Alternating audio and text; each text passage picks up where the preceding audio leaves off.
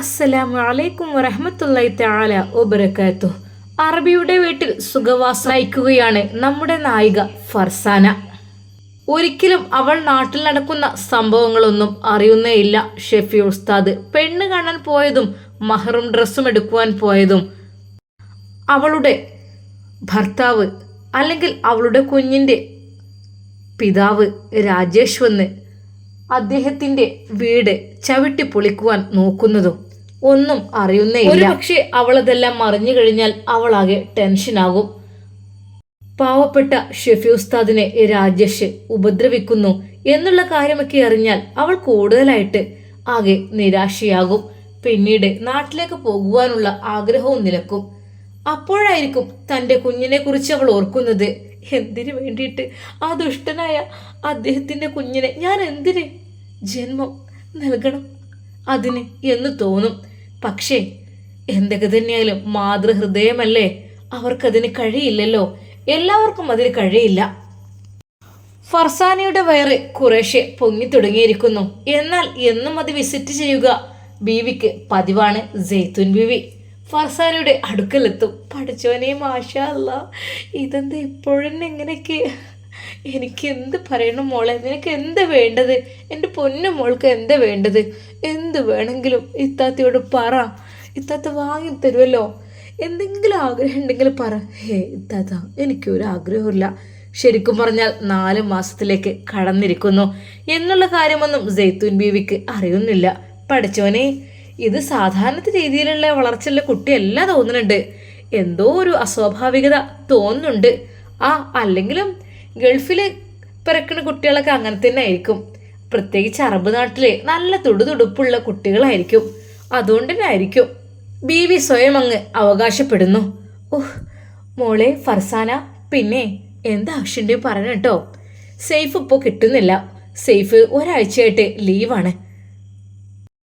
ഏതോ ഒരു ടൂർ കമ്പനിയുടെ കൂടെ അങ്ങനെ എന്തോ പോയതാണെന്ന് തോന്നുന്നു. ശരിക്കും പറഞ്ഞാൽ ഈ ഒരു സിറ്റുവേഷനിൽ സെയ്ഫ് പോയത് എനിക്ക് ഇഷ്ടപ്പെട്ടിട്ടൊന്നുമില്ല. കാരണം സ്വന്തം ഭാര്യ ഗർഭിണിയായി വീട്ടിലിരിക്കുമ്പോൾ അങ്ങനെ പോകുന്ന എനിക്ക് ഇഷ്ടമല്ല. ബേബി, അത് ഡെലിവറിക്ക് അനുബന്ധിച്ചൊക്കെ ആകുമ്പോഴല്ലേ അങ്ങനെയൊക്കെ, അല്ലാതെ ഇപ്പം എന്താ? അല്ല മോളെ, എന്നാലൊരു കരുതൽ വേണ്ടേ, വല്ലതൊക്കെ സംഭവിച്ചു കഴിഞ്ഞാലോ? ഏയ് അങ്ങനെ പേടിക്കേണ്ട ആവശ്യമൊന്നുമില്ല. എന്നാലും അർബാവ് പോയത് ശരിയായില്ല ഒട്ടും. എനിക്ക് വിളിച്ച് കുറച്ച് പരാതികൾ പറയാണ്ട്. എന്തിനാ ബീവി? അതൊക്കെ സ്ത്രീകൾക്ക് സാധാരണയായി ഉണ്ടാവുന്നതല്ലേ. ഇതിനൊക്കെ എപ്പോഴും ഭർത്താക്കന്മാർ കൂടെ വേണമെന്ന് പറഞ്ഞാൽ അതൊക്കെ നടക്കുന്ന കാര്യമാണോ? എന്തെന്നറിയില്ല ഫർസാന, എൻ്റെ ജീവിതത്തിലെ ഇതാദ്യമായിട്ടാണ് എൻ്റെ ഭർത്താവിൻ്റെ കുഞ്ഞിൻ്റെ ഈ ഒരു ജനനം ഇവിടെ ആഘോഷമാക്കണം. അതാണ് ഞാൻ ആഗ്രഹിക്കുന്നത്. അതിനുവേണ്ടി എനിക്ക് ഫർസാനെ ഇഷ്ടപ്പെട്ടത് കൊണ്ടാണ് ഞാൻ ഫർസാനയോട് ഇതിനെക്കുറിച്ച് അന്വേഷിച്ചതും പറഞ്ഞതൊക്കെ. അതെൻ്റെ ഒരു ആഗ്രഹം. എന്ത് ചെയ്യാൻ? ഫർസാന കാര്യമായിട്ട് ഒന്നും പറഞ്ഞില്ല. പിന്നെ ഫർസാന, എന്ത് ബേബി? വീട്ടിലേക്ക് ഒരു കാർഗോ അയക്കണ്ടേ? കാർഗോയോ? അത് ഇപ്പോൾ വേണ്ട, ഇപ്പം അടുത്തിടയ്ക്ക് ആശ അയച്ചത്. അല്ല മോളെ, വീട്ടിലത്തെ മക്കൾക്കൊക്കെ എന്തെങ്കിലും കൊടുക്കണ്ടേ ഇത്താത്താൻ്റെ വക? അല്ല മോൾ എന്തെങ്കിലും പറഞ്ഞോ ഇവിടെ വിവാഹം കഴിച്ചതിനെ കുറിച്ച് അങ്ങനെ എന്തെങ്കിലും? അത് ഇല്ല. അല്ല, അതെന്താ പറയാതിരുന്നത്? പറയണം മോളെ, അവർക്ക് ഹാപ്പി ന്യൂസ് അല്ലേ. പിന്നെ കുറച്ച് കാർഗോ അയക്കാണ്ട്. എത്ര വയസ്സുള്ള മക്കളാണ് അനിയത്തിയും അനിയനൊക്കെ? ഉമ്മയും ഉപ്പയും പിന്നെ അനിയത്തിമാരും അനിയനും അല്ലേ? അതൊന്നും വേണ്ട ബീവി, അതൊക്കെ പിന്നെ ആക്കാം.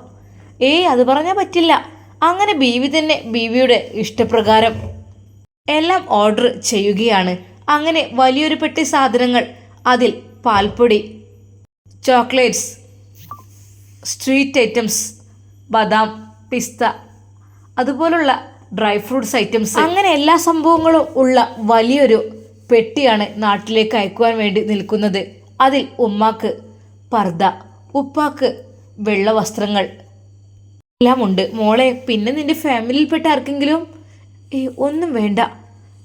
എങ്കിലും അറബിച്ച് നല്ല വിലപിടിപ്പുള്ള അത്തർ സ്പ്രേകളെല്ലാം അതിൽ വാങ്ങി വെച്ചിരുന്നു.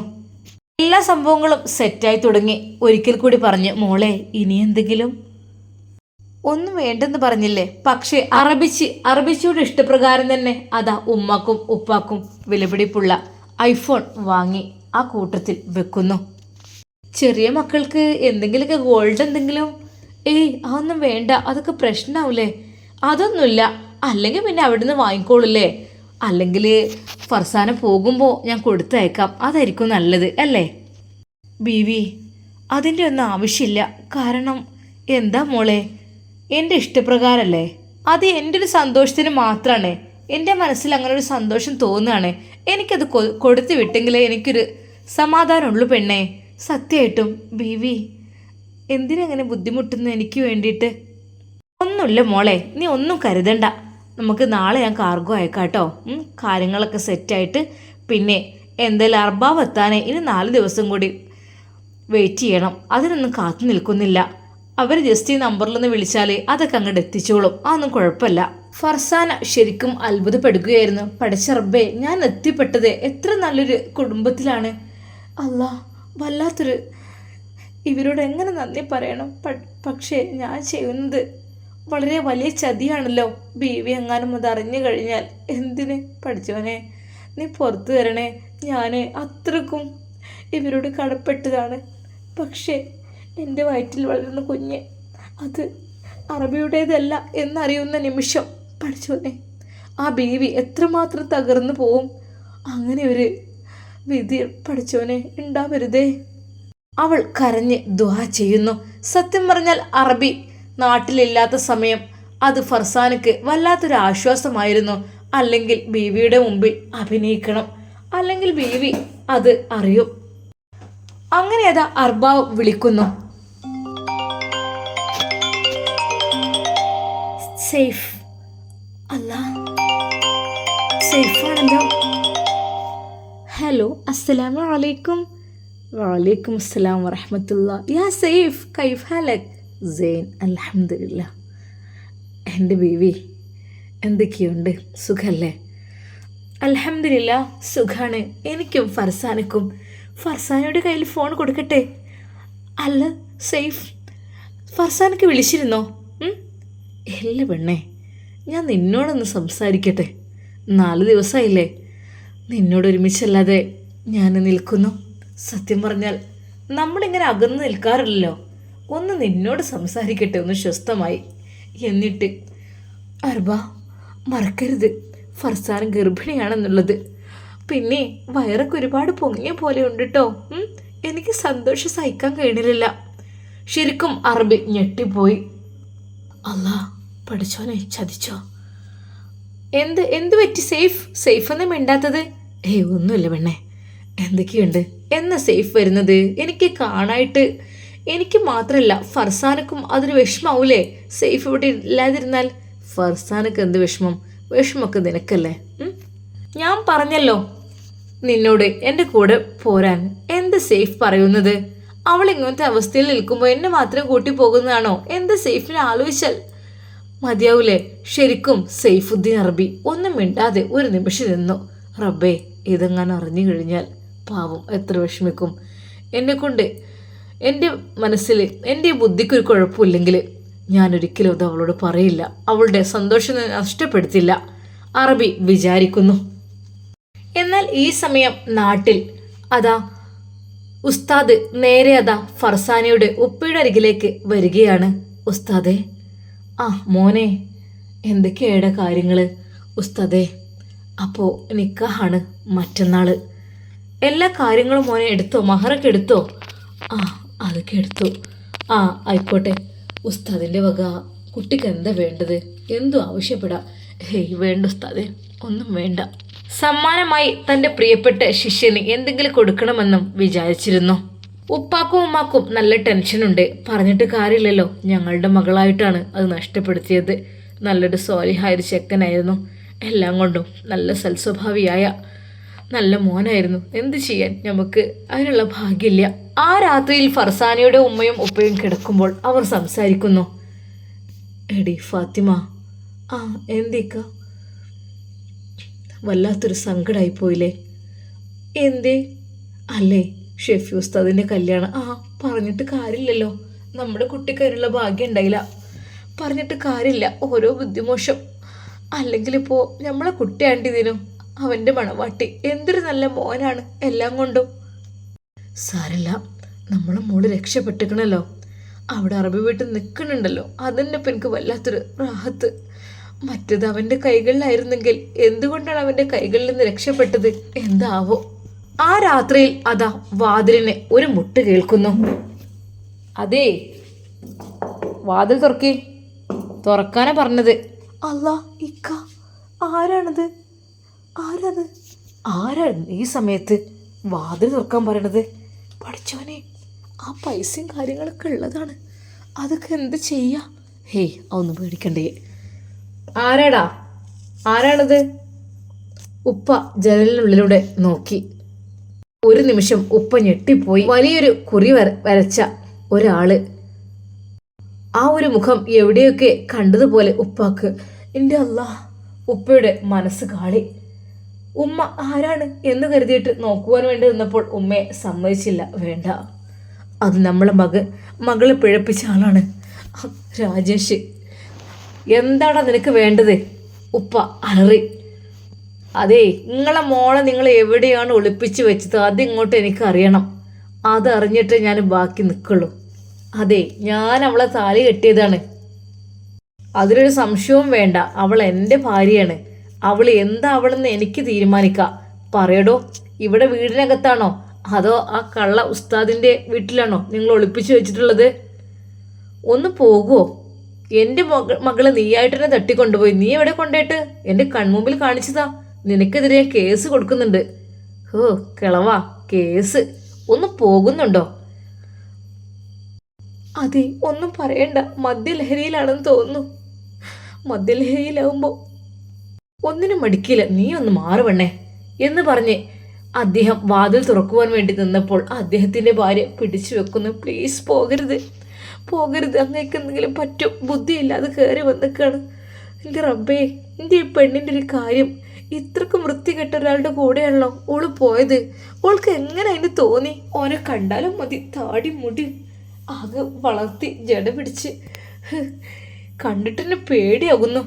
ദേ, തള്ളനോടും തന്തനോടും കേൾക്കാനാ പറഞ്ഞ എൻ്റെ വരുമാന മാർഗമാണ് അവൾ മുട്ടിച്ചത്. അതിനുള്ള നഷ്ടപരിഹാരം കിട്ടുവോളം ഞാൻ ഇവിടെ വന്ന് അലക്കും. പറഞ്ഞില്ലെന്ന് വേണ്ട, എവിടെന്ന് വെച്ചാൽ അവളോട് പുറത്ത് ചാടിച്ചു തരി. അവൾ എൻ്റെ പെണ്ണാണ്, അല്ലാതെ മറ്റൊരാളുടെതല്ല. എനിക്ക് സംശയമുണ്ട്, എൻ്റെ ഭാര്യയെ നിങ്ങൾ ആ ഉസ്താദിന് കെട്ടിച്ചു കൊടുത്തിട്ടുണ്ടോന്ന് എനിക്ക് ബലമായ സംശയമുണ്ട്. ഞാൻ വീടില്ല, ഞാൻ മറ്റൊന്നിനെയും. അവൾ എനിക്ക് വേണം. കിട്ടുവോളം ഞാൻ ഈ വീടുകൾ ഞാൻ നിരങ്ങി ഇറങ്ങും. ഒന്ന് പോടാ അവിടുന്ന് എന്ന് പറഞ്ഞ് ഉപ്പ കയ്യിൽ കിട്ടിയ ഒരു വടിയെടുത്ത് അതാ വാതിൽ തുറക്കുന്നു. നിങ്ങൾ പോവല്ലേ പ്ലീസ്, നിങ്ങൾ പോവല്ലേ, മദ്യലഹരിയിലാണ്, ഒന്നിനും മടിക്കൂല, പ്ലീസ് പോവല്ലേ. ഭാര്യ, നീ ഒന്ന് മാറുപെണ്ണേ. അദ്ദേഹം വാതിൽ തുറക്കുന്നു. ആ വടിയും എടുത്തുകൊണ്ട് അയാൾ നേരെ സിറ്റ് ഔട്ടിലേക്ക് ഇറങ്ങി. എന്താണ് എനിക്ക് വേണ്ടത്? എനിക്ക് വേണ്ടത്? എനിക്ക് എൻ്റെ പെണ്ണിനെ വേണം. എൻ്റെ പെണ്ണിനെ ഞാൻ തന്നിട്ടില്ലെങ്കിലേ എൻ്റെ വിവരം അറിയ. എവിടെ പറ, എൻ്റെ പെണ്ണെവിടെ? ആരെ പെണ്ണാടാ? എനിക്കെൻ്റെ പെണ്ണിനെ വേണം, അല്ലെങ്കിൽ ഞാൻ പലതും ഇവിടെ കാട്ടിക്കൂട്ടും. മര്യാദക്ക് പറഞ്ഞോളേ. ഒന്ന് പോടോ അവിടുന്ന്. ദേ, വല്ലാതെ ശല്യപ്പെടുത്തിയിട്ടുണ്ടെങ്കിലേ ഞാനിപ്പോൾ പോലീസിനെ വിളിക്കും. പറഞ്ഞില്ലെന്ന് വേണ്ട. പോലീസ് ഞമ്മക്ക് പേടിയൊന്നുമില്ല. പോലീസിനൊക്കെ എത്ര പണം കൊടുത്ത് ഒതുക്കാനേ ഞമ്മക്ക് കഴിയും. ഇക്ക, നിങ്ങൾ ഇങ്ങോട്ട് പോന്നാളി. അപ്പോഴേക്കും അത് ആ ശബ്ദം കേട്ട് അവിടെ ആളുകൾ കൂടുന്നു. എന്താ മൂല്യരോടെ? എന്തൊരു ഒച്ചപ്പാട്! ഈ ഒരു ചെങ്ങായി വന്ന് ഒച്ച ഉണ്ടാക്കുകയാണല്ലോ. ഇറങ്ങി പോടാ അവിടുന്ന്. എല്ലാവരും കൂടി വലിയ വടിയും കല്ലുമൊക്കെ ആയിട്ട് അവൻ്റെ പിന്നാലെ. അവനതാ ജീവനും കൊണ്ട് ഓടുന്നു. പിന്നെ രാജേഷ് പോയിന്ന് വിചാരിക്കേണ്ട, തിരിച്ചു വരും. എൻ്റെ പെണ്ണിനെ എന്ന് വരെ നിങ്ങൾ തരും, അതുവരെ ഞാൻ ഇവിടെയൊക്കെ ആയിട്ടുണ്ടാവും. നോക്കിക്കോളി, ശ്രദ്ധിച്ചോളി. എല്ലാ മക്കൾക്കും രാജേഷിനെ പേടിയായി തുടങ്ങി. ഉമ്മ വിചാരിച്ചു, പഠിച്ചോനെ, ഇത്രക്കും ഒരു കണ്ണി കണ്ടൊരു ചെക്കൻ്റെ ഒപ്പം നമ്മളെ മോള് പോയത്. മോള് എൻ്റെ റബ്ബേ, ഇത്ര ഒരു ബുദ്ധിയില്ലാത്തൊരു മോളാണല്ലോ റബ്ബേ ഞാൻ പെറ്റത്. എത്രയോ നല്ല നല്ല ചെക്കന്മാരുണ്ട്, ഓലൊന്നും പറ്റിയില്ല, ഈ ഒരു ചെങ്ങാനാണ് പറ്റിയത്. വല്ലാത്തൊരു മൂത്തൊക്കെ നോക്കാൻ തോന്നുന്നില്ല. അതിൻ്റെ അവരുടെ മകൾ ഗർഭം ചുമന്നിരിക്കുന്നത് അവൻ്റെ കുഞ്ഞിനെയാണെന്ന് അവരൊരിക്കലും അറിയുന്നില്ല. ഈ കാര്യമൊന്നും നാട്ടിൽ അവൾ അറിയിച്ചിട്ടുമില്ല. അഥവാ അറിഞ്ഞു കഴിഞ്ഞാൽ ഉമ്മയും ഉപ്പയും തകർന്നു പോകും. അവർ ഒരിക്കലും അവളെ സ്വീകരിക്കില്ല എന്നും അവൾക്കറിയാം. അതുകൊണ്ട് തന്നെ ഒന്നും മിണ്ടാതെ അവൾ അവിടെ നിൽക്കുകയാണ്. ഇക്ക, അവന് പിന്നെയും വന്ന് ശല്യപ്പെടുത്തോ? നമ്മളെ കുട്ടീനെ ഏതായാലും കൊണ്ടുപോയി, ഇനിയും പറയാൻ പറ്റില്ല. അങ്ങനെയുള്ളവർക്ക് കുട്ടികളും വലിയവരും അങ്ങനെയൊന്നും ഉണ്ടാവില്ല. ആരെ കിട്ടിയാലും ഓൻ കൊണ്ടുപോകും. നല്ല ശ്രദ്ധിച്ചു നിന്നോ. ഒന്നിനും മടിക്കാത്തതാണ് ഓന്. മനുഷ്യന്മാരെ പേടിച്ച് നിൽക്കേണ്ട ഒരു അവസ്ഥ. റബ്ബേ, എന്താ ഇത് ഇങ്ങനെയൊക്കെ? അത് കള്ള് കുടിച്ചിട്ട് ഓരോ വീടിൻ്റെ മുമ്പിൽ വന്ന്. ഇക്ക, എന്തായാലും പരാതി കൊടുക്കുക, അല്ലാതെ ശരിയാവില്ല. ഇതിപ്പോ വല്ലാത്തൊരു സങ്കടമായിപ്പോയല്ലോ. പിറ്റേ ദിവസം അതാ ഉപ്പ മദ്രസയിലേക്ക് പോയിട്ടുണ്ട്. കുറച്ച് രാവിലെ ആയപ്പോൾ തന്നെ അതാ രാജേഷ് അവിടെ എത്തുന്നു. ഇങ്ങോട്ട് ഇറങ്ങി വാടി. നിങ്ങൾ എവിടെയാണ് അവളെ എൻ്റെ കെട്ടിയോൾ ഒളിപ്പിച്ചത്? ഇങ്ങോട്ട് ഇറങ്ങി വാ. പിന്നെ ഇവിടെ വന്ന് വല്ലാതെ ശബ്ദം ഉണ്ടാക്കാൻ പറ്റില്ല കേട്ടോ, പൊയ്ക്കോ ഇവിടുന്ന്, ഉമ്മ പറഞ്ഞു. അതെ, മോള് തന്നെ വേണമെന്നില്ല, ഉമ്മയായാലും മതി. മോളെക്കാളും സുന്ദരിയാണ് ഉമ്മ എന്ന് പറഞ്ഞു കേട്ടിട്ടുണ്ട്. ഒന്ന് പോ അവിടുന്ന്, ഞാൻ പോലീസിനെ വിളിക്കും. ഉമ്മ അലറി. പഠിച്ചോനെ, ഇക്കയാണെങ്കിൽ ഇവിടെ ഇല്ല. അവർ വാതില് അടച്ചു കുറ്റിയിട്ടു. അതെ, നിങ്ങൾ എത്ര വാതിൽ അടച്ചു കുറ്റിയിട്ടിട്ട് ഒരു കാര്യമില്ല, ഞാനേ ചവിട്ടി തുറക്കും. പഠിച്ചോനെ, എനിക്കറിയണില്ലല്ലോ, ഞാൻ എന്താ ഫോണും ഇവിടെ കാണുന്നില്ല. നീ വിളിച്ചാൽ തന്നെ. പിന്നെ ഫോണുമായിട്ടെങ്ങനെ പോലീസിനെങ്ങനെ വിളിച്ചാലേ പിന്നെ ബാക്കി വെച്ചേക്കില്ലട്ടാ. ഒറ്റൊന്നിനും എല്ലാത്തിനും കൊന്നു കളഞ്ഞിട്ട് ഞാൻ ജയിലിൽ അങ്ങോട്ട് പോവും. അത് കേട്ടപ്പോൾ അവർക്ക് വളരെയധികം ഭയമായി. പഠിച്ചോനെ, അല്ലാ നീ കാത്തുരക്ഷിക്ക്. ഇതെന്താ റബ്ബേ ഇങ്ങനെ? എനിക്ക് പേടിയാകുന്നു. ആരോ പറഞ്ഞു നിങ്ങളുടെ വീടിൻ്റെ മുറ്റത്ത് ഒരു ചെക്കൻ വന്ന് ഒച്ചപ്പാടുണ്ടാക്കുന്നുണ്ടത്. ഉപ്പാക്ക് വല്ലാത്ത വിഷമമായി. ആ സമയം തന്നെ അദ്ദേഹം മദ്രസയിൽ നിന്ന് ഇറങ്ങി. ആരാടത്? എൻ്റെ വീട്ടിൽ വന്ന് ഒച്ചപ്പാടുണ്ടാക്കാൻ ആർക്ക് ധൈര്യം? ഞാൻ തന്നെ. എന്താ? മകൾ ഒളിപ്പിച്ച് എവിടെ ചെങ്ങട് പുറത്തേക്ക് ഇടുക്കി, അതുവരെ എൻ്റെ ഉപദ്രവം ഉണ്ടാവും ഞാൻ പറഞ്ഞതാണല്ലോ. ഒന്ന് പോടോ അവിടുന്ന് എന്ന് പറഞ്ഞ് അവളുടെ ഉപ്പ അതാ വലിയൊരു വടി കയ്യിൽ കരുതുന്നു. അതെ, എന്നെ അടിച്ചാലേ ഒന്നും ആവില്ലട്ടാ. പിന്നെ ഇങ്ങളെ മോളെ ഭാവി അതും എൻ്റെ കയ്യിൽ തന്നെയാണ്. ഒരിക്കലും ഫർസാന ഗൾഫിലേക്ക് രക്ഷപ്പെട്ട വിവരമൊന്നും അവൻ അറിയുന്നേയില്ല. അവിടെ എവിടെയോ ഒളിച്ചു നിൽക്കുന്നുണ്ട് എന്നുള്ള രീതിയിലാണ്. ഉപ്പ ആ നിമിഷം തന്നെ അതാ സ്റ്റേഷനിലേക്ക് വിളിക്കുന്നു. ഹലോ സർ, ഇവിടെ ഒരാൾ വന്ന് നിരന്തരം ശല്യപ്പെടുത്തുന്നുണ്ട്. ഇന്നലെ രാത്രി, ഇന്ന് രാവിലെ ആണുങ്ങളില്ലാത്ത സമയത്തൊക്കെ വന്നിട്ട് ശല്യപ്പെടുത്തുകയാണ്. ആ നിമിഷം തന്നെ അതാ പോലീസുകാർ വരുന്നു. അപ്പോഴേക്കും അവൻ രക്ഷപ്പെട്ടിരുന്നു മിന്നൽ വേഗതയിൽ. എവിടെ നിങ്ങൾ പറഞ്ഞ കക്ഷി എവിടെ? ഇവിടെ നാട്ടുകാരോടൊക്കെ അയൽവാസിയോടൊക്കെ ചോദിച്ചു നോക്കൂ, ഇന്നൊന്നിലേട്ട് ഇതാ നിങ്ങളെ കണ്ടപ്പോൾ അതിലെങ്ങോ അത് ഓടിപ്പാഞ്ഞു. ഷീറ്റ്, വല്ലാത്തൊരു. ഉസ്താദെ, നിങ്ങൾ പേടിക്കണ്ട, എവിടെയാണെങ്കിലും നമ്മൾ കണ്ടുപിടിച്ചു തരും. അല്ല, ഇവൻ ഏതാണ് ശരിക്ക് നിങ്ങൾക്കറിയോ? പോലീസുമാരുടെ ആ ഒരു ചോദ്യം കേട്ടപ്പോൾ ശരിക്കും ഉസ്താദ് ഞെട്ടിപ്പോയി. റബ്ബേ, എൻ്റെ മകൾ അവൻ്റെ കൂടെയാണ് പോയതെന്ന് പറയാൻ വയ്യല്ലോ. അത് മറച്ചു വെക്കായിരിക്കും നല്ലത്. ആ ഉപ്പ നിസ്സഹനായി വേർത്തു. എന്താ ഉസ്താദേ നിങ്ങളിങ്ങനെ വേർക്കണ്? എന്തു പറ്റി?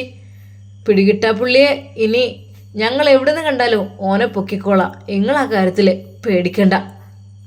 ഇങ്ങളായിട്ടൊരു ബന്ധവും കാര്യമൊന്നുമില്ലല്ലോ. പിന്നെന്താ, അങ്ങനെ ഇഷ്ടം പോലെ ഉണ്ട്. എന്തെങ്കിലും ഒരു തരി പൊന്നെ കിട്ടിയെന്ന് വിചാരിച്ച് നടക്കുന്ന പോലും ഉണ്ട് വീടാന്തരം. ഹേയ്, ഇതങ്ങനെയൊന്നല്ല, ഇത് അതിനു വേണ്ടിയിട്ടൊന്നല്ല. അതിൻ്റെ മകൾക്ക് പറ്റിയ ആ ഒരു അമളി ഒരു പെൺകുട്ടിക്കും പറ്റാതിരിക്കണം. അഥവാ അങ്ങനെ പറ്റിക്കഴിഞ്ഞാൽ പിന്നെ എന്നേക്കും അത് ഒരു പേരാവുകയും ചെയ്യും. ഇൻഷാ അല്ലാ, നമുക്കിതിൻ്റെ ബാക്കി ഭാഗം നാളെ കാണാം. രാജേഷിനെ പോലീസ് അറസ്റ്റ് ചെയ്ത് കൊണ്ടുപോകുമോ? ഫർസാന വരുമ്പോഴേക്കും അവൻ ഇവിടെ നിന്ന് പോകുമോ? അതോ അവൻ്റെ കണ്ണിൽ പെടുമോ എന്നൊക്കെ നമുക്ക് കാത്തിരുന്ന് കാണാം. അതുവരേക്കും എല്ലാവർക്കും ഒരിക്കൽ കൂടി അസ്സലാമു അലൈക്കും വറഹ്മത്തുള്ളാഹി തആല വബറകാതുഹു. പ്രിയപ്പെട്ട കൂട്ടുകാരെ, നിങ്ങൾക്ക് ഈ വീഡിയോ ഇഷ്ടപ്പെട്ടാലും ഇല്ലെങ്കിലും ഒന്ന് ലൈക്ക് ചെയ്യണേ. അതുപോലെ കമൻറ്റ് ബോക്സിലൂടെ ജസ്റ്റ് ഒരു കമൻ്റ് ഒന്ന് രേഖപ്പെടുത്തണേ.